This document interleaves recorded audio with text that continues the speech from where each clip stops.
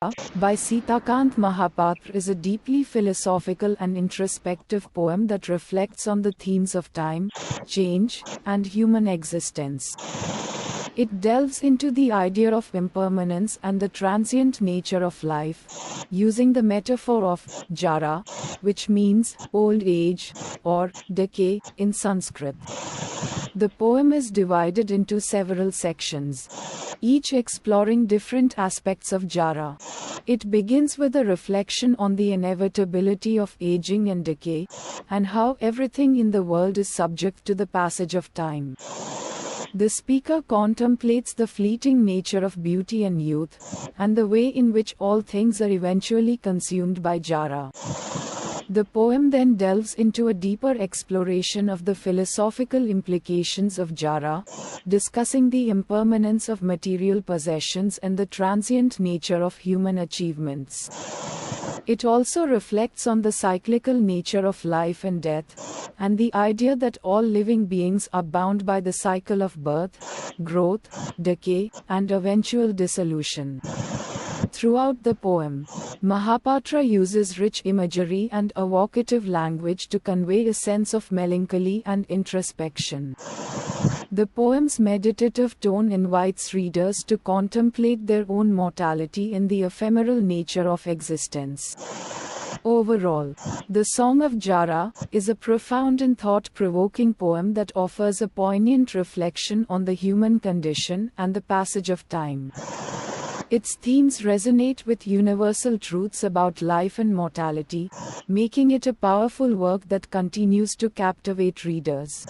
महापात्रा द्वारा रचित जरा का गीत एक गहन दार्शनिक और आत्मनिरीक्षणात्मक कविता है जो समय, परिवर्तन और मानव अस्तित्व के विषयों पर विचार करती है। ये जरा के रूपक का उपयोग करते हुए नश्वरता और जीवन की क्षणभंगुर प्रकृति के विचार पर गहराई से विचार करती है, जिसका संस्कृत में अर्थ बुढ़ापा या क्षय होता है।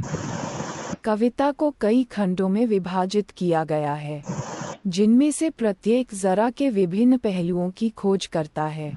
यह उम्र बढ़ने और क्षय की अनिवार्यता पर चिंतन के साथ शुरू होता है, और कैसे दुनिया में सब कुछ समय बीतने के अधीन है। वक्ता सुंदरता और यौवन की क्षणभंगुर प्रकृति और जिस तरह से सभी चीजें अंततः जरा द्वारा भस्म हो जाती हैं, उस पर विचार करता है। फिर कविता जरा के दार्शनिक निहितार्थों की गहन खोज में जाती है। भौतिक संपत्तियों की नश्वरता और मानव उपलब्धियों की क्षणभंगुर प्रकृति पर चर्चा करती है। ये जीवन और मृत्यु की चक्रीय प्रकृति और इस विचार पर भी विचार करती है कि सभी जीवित प्राणी जन्म, विकास, क्षय और अंततः विघटन के चक्र से बंधे हैं।